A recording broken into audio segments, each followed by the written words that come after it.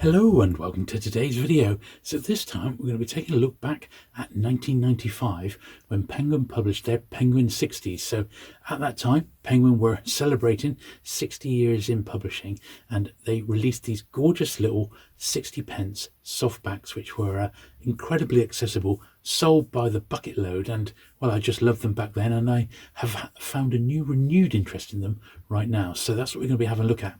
So sit back, relax, and let's take a look.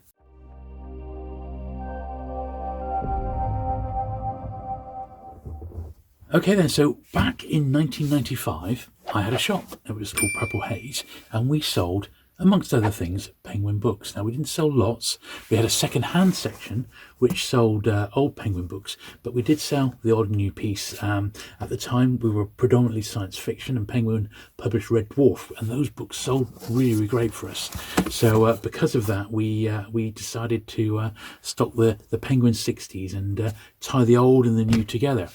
This is a Penguin 60s shipping box from back then, and I use this nowadays to keep my sort of Penguin ephemera from like the mid-90s period all in one place, basically.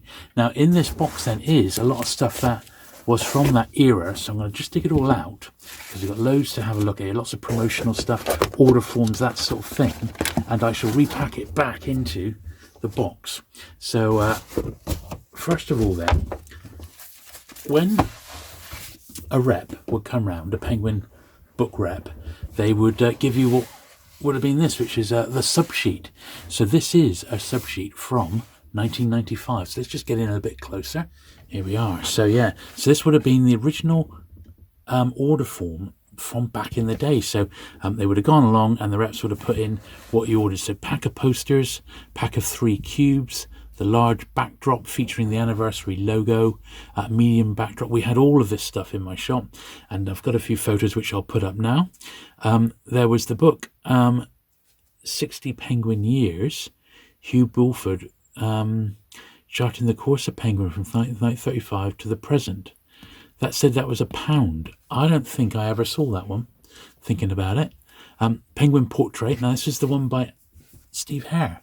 So there it is. So at the time, Steve Hare was editor of the Penguin Collectors Society, and Steve really did champion the society and was commissioned to write this, I think, one of the best books ever written on Penguin history, particularly from a sort of collector's viewpoint, where Steve was able to go to the archives and he would look up a particular book, and he would look up the correspondence between Penguin, the Penguin editors, and that particular author, and write up on what he found. And some of it is just incredible. And he does concentrate on some of the key books and the correspondence between the authors. Books like Dare the Triffids, Hiroshima, for example, looks at the specials, mass observation. I mean, the book is fantastic.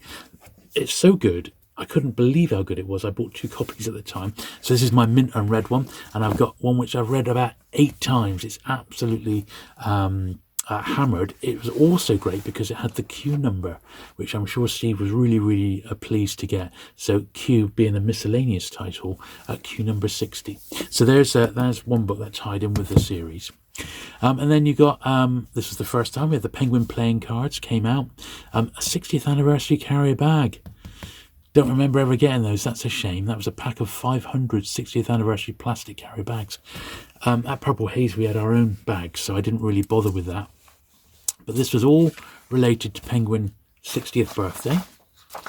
60 big names for 60p each in Penguin's 60th year. Look at this.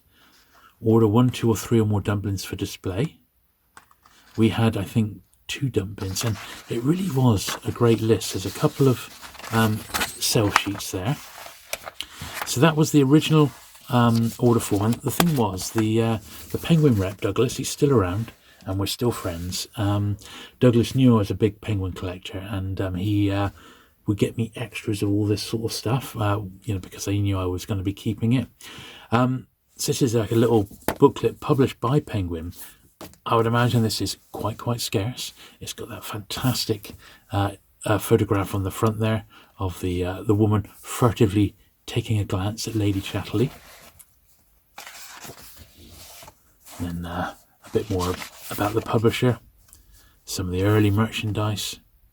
This is one of the sets we'll look at in a minute.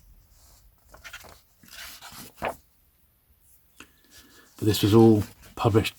This was around sort of April. We were doing the orders ready for the July publishing. So we had all of this in the shop. We had the big backdrop, which I've still got there. The posters, I actually gave one set to, at the time, Russell Edwards, a member of the Penguin Collectors Society. I think I kept a set. I don't remember keeping any of the cubes, which is a shame, not even flat pack, but I might have.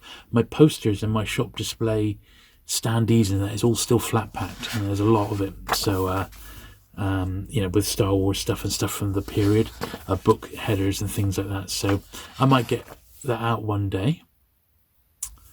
Let's look at the audio list, the children's list. But there we are. So that was like a little summary, a 60th anniversary summary of the publisher. There was also this, which is really good. So this is once again a little booklet. There's a photo of the dump bin, which we did have. I might have saved the header, but not the whole bin, sadly. And this one comes with just that. There was a chocolate. It was like a little chocolate 60 pence. So I saved the bit, but I had to eat the chocolate because that sadly would have gone off. There was a few proof covers there as well. There's a couple of proof covers. Ambrose Bryce. Oh, there's a third one there. Edgar Allan Poe. Just to give you a feel of what the books are going to sort of be like size-wise, which is nice, isn't it? Then we got, this was the big shop display banner, which you've seen in the pictures there. This was Penguin's catalogue for May, June and July 1995. So when I had my shop and when I was in book selling, I kept hold of all the Penguin catalogues. So I've got a big run of these, but this was the one specific to the mid-90s. It had the complete list at that time. The pink is the order form. And even though I've kept that from brand new, it's on very, very cheap paper, like recycling paper. So it's got a bit of spotting on that one. So what's this? This is another celebratory folder. There are paperbacks, and there is Penguin. And this is the reps sort of fold out stuff. They put this out on the desk before subbing the books to you. There we are. So these are some new publications which all had Penguin 60s dump-ins. Very, very nice. The Jimi Hendrix picture reading a copy of Penguin Science Fiction by Brian Aldiss. When I first put that up on my Instagram over a decade ago now, Brian Aldiss's son had never seen that picture before, and he messaged me about it. He said, "Oh, that's fantastic." I said, "I don't know, but it looks like he's sat inside a coffin." I don't know, but it was a pretty great picture of the great guitarist Jimi Hendrix. Cool stuff, eh? Cool stuff. There they are. They are London Underground posters as well. Brilliant. This was the Bookseller, which was the one which first announced the Penguin 60s as well. So Bookseller is the industry trade magazine. It was page 10, had an article on old penguins. There we are, Penguin 60s. I used to read this religiously when I was in the book business, of course. It was the organ of the book trade, as they called it. This was before I worked for Waterstones. I used to work for Dillon's, and chain long gone now. And Dillon's did their own book review. This was number 4, which once again used the fantastic Jimi Hendrix picture from the archive there. A couple of copies of that one, basically celebrating Penguin's 60th birthday, which is fantastic. It was just such a big thing back then, and it sort of coincided with me really collecting penguins properly, and so it's got quite a special place in my heart, this. And the final sort of promotional thing was this, also given to me by the rep, which was a Penguin 60s wristwatch.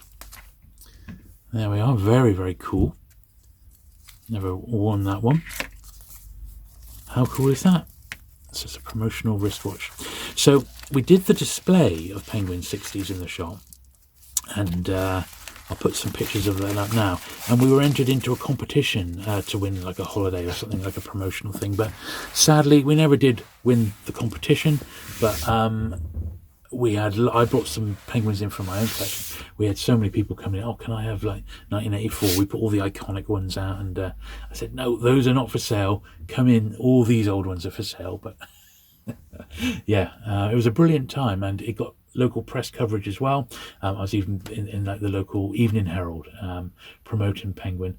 Bearing in mind, this was 1995, so we are talking quite some time ago now, basically almost 30 years ago, and I was considerably thinner back then. Anyway, let's look at some of the actual books now. So by far the easiest way to get the original run of Penguin 60s is to buy them in this box set, and that's exactly what I did. Obviously we had an account with Penguin, so I could get the books at wholesale. They weren't mad on their discount. I think we got about 40%, but that was still better than like the general wholesaler, 45, something like that. But yeah, this wasn't bad. This was the initial box set that they did, which was all the 60s up to that point. Absolutely fantastic. Now, the thing about the 60s was they did sell really, really well, and people were buying them, like 10 at a time. And they were coming in with lists and things like that, looking to get them all. But this was a really good way of doing it. And all the ones in here, I believe, are first printings. A lot of them are by authors who were big at the time for Penguin. There's the horror writer there, Poppy Z. Bright.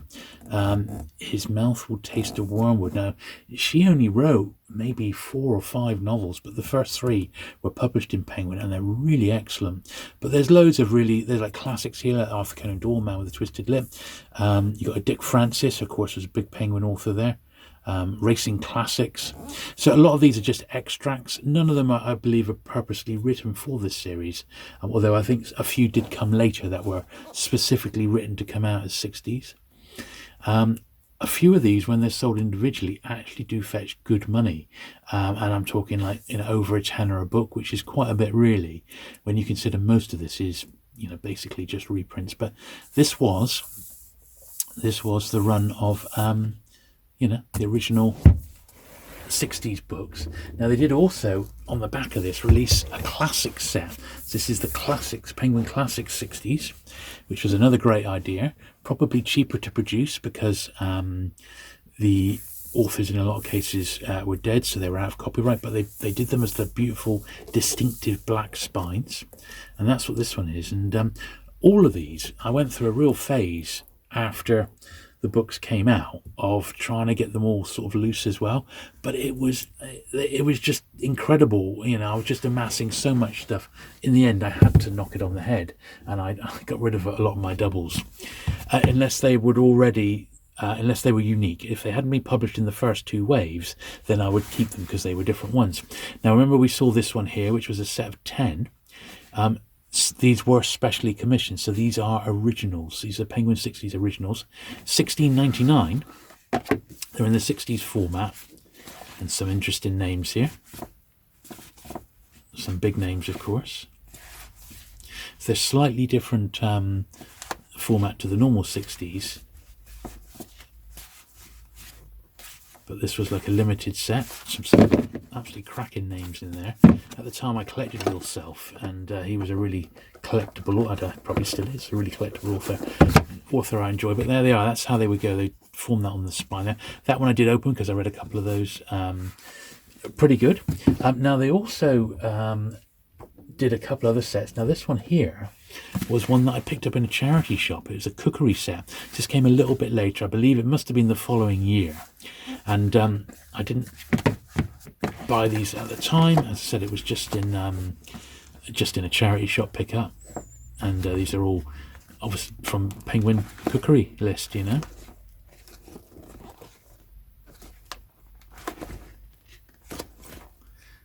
Good stuff. That would have been quite an early Rick start, that one, wouldn't it? And these sorts of things, like this little Cookery box set, for example, these turn up to this day, because they sold so many. So little Penguin 60s do turn up, and you might be tempted, you really might be tempted to start picking them up, because as you can see, they are a lot of fun. Now, they did also do some Puffin ones, and I've got a Puffin box set, which is this one. This is Penguin's Children's 60s, so no era of Penguin was missed out, and that one's actually caught a little bit of sun over the years. It's not in the sun anymore, but that one has. Once again, fairly common this. I think that was the initial run of those, and some great names on there, some classics, a few contemporary names as well. Some good stuff there. A couple of Roger Lancelot, 3 Roger Lancelot greens, in fact. Speckled Band by Conan Doyle, Roald Dahl, Joan Aiken. Some good stuff, Alan Alberg. Some good names there, isn't there? And that's a nice little fun box set to keep your eyes on. Once again, I don't think it's rare or anything. Now, one thing that makes the Penguin 60s fun to collect is that they got so popular, Penguin were being asked to produce little editions that magazines were using as cover mounts. You remember back in the days, you'd buy a magazine and it would have it would be sealed up in plastic, and it would have a dozen different bits and pieces tucked into it, leaflets, flyers, and sometimes books, and Penguin 60s were no exception. So these first 2 here were produced exclusively for Courvoisier, which is a cognac, and whether that was given, whether it was on the front of a magazine or not, I really don't know. But that's those 2. And these here are odd ones that I've got which are not part of the 60s box set, so I don't know quite how many. Sadly, the person who really catalogued every single one of these, including all the various promotional ones, was Steve Hare, and he's sadly no longer with us, which is such a shame. So I don't know if Steve's research into the Penguin 60s and what came out is available to access. So that's a question I really very much like answering. Here's another one here. This was featured in the English Patient, Tales from Herodotus, and this was in 60s format, but actually $1.99. But it was a similar sort of format. And this one here, which was published by the Penguin Collectors Society, it was a little Penguin Collector 60. So June 1997. It was an index of from June 97 to June 2003. Little index to what was in the different magazines, and also a guide to their publications, which was done in sort of Penguin 60s format. So yeah, so that's all the sort of stuff I've got on the Penguin 60s. However, Penguin realised, I think, that there was definitely a market for this sort of size of book, and that they did do some other bits. So back in 2011, so even now, a dozen years ago, Penguin introduced these, which was also small format books, and it's mini modern classics. And these were an absolute delight. I just love these. Now, once again, I was in the book trade when these were launched, and although I didn't have my shop. No, I didn't have my shop, of course, but I was working as a buyer for a book chain at the time, and I remember going to a show in London, and Penguin were there, and that's where I got given this. So he said, "Oh, yeah, you're going to love these. These are the mini modern classics." So it's in the beautiful Penguin Modern Classics format, which we all love. There we are. So look, available February 2011. There's a little letter there about the series. So that was like a little promo set. Then they released this, which was for £1. It was the list of all the books that were going to be printed in the Modern Classics series. A couple of little articles on it as well. Little history of the Penguin Modern Classics. Gorgeous. And then these are the ones that I did pick up in the end from that run, apart from the promotional ones. Now these were £3 each when they got published, which was obviously far dearer than the Penguin 60s, but I don't know, they just, they were I think they were just a tiny bit overpriced, but you could buy them all in a box set. I think the design of them is just knockout, absolutely fantastic, and if you're on a little train ride or something like that, this would be just the thing to dip into. Some great stuff here. H.P. Lovecraft there. H.G. Wells. Aren't they the business? And they just look really, really high quality. Once again, I believe they did do a box set, so you can pick all of these up in a set. And they work out, I think, about £2 each. You can find one online. And you can find it online. It's something I've never got around to, but looking through these today, I think these really are fantastic. So I like them. I like them a lot. So they did those, which I think are great, but their most recent effort has been these, which is the Penguin Moderns, and these are all numbered. So these are in a slightly different format. You see the numbering across there. Once again, you can pick all these up in a set, and yeah, Penguin Moderns, they're £1, so they're a bit more like, a bit more value for money. Look at that, 50 in the series by the look of it. On the whole, the choices plus the design of these is almost as good as those. I don't think they're as good as the modern classics, but I think they're very, very accessible. And what's been selected, once again, absolutely perfect for £1. You want to pick one of these up when you buy your train ticket or your bus ticket, because this is just the sort of thing that you could lose yourself into. Now, when did these come out? It was at least a couple of years ago now, wasn't it? 2018. So 5 years ago. I'm pretty certain they're still available, but these are the ones I picked up back then. And some of it wasn't just excerpts. I mean, that's obviously just from one of his essays. Some of them were things that had never been sort of pulled separately behind. Like this one here I'd never read before, The Duke in His Domain, which is Truman Capote, I believe, interviewing the mesmerizing profile of an insecure, vulnerable young Marlon Brando brooding in a Kyoto hotel during a break from filming is a peerless piece of journalism. The Duke in His Domain. I mean, if you read Truman Capote before, you know what a great writer he is. And if you like a bit of Marlon Brando, that's the sort of thing that, to me, is thoughtful publishing, and what makes this this series, really interesting. And you might want to pick these up.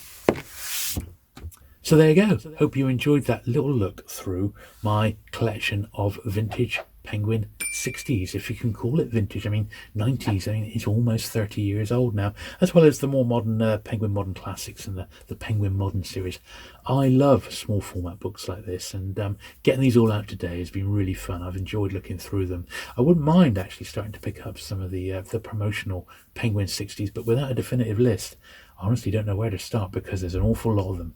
Anyway, I hope that's spurred your collecting juices a little bit. If you have enjoyed today's video, do please give it the thumbs up. Do please consider subscribing if you've not already for regular vintage Penguin content, and I shall look forward to seeing you again very soon. Bye.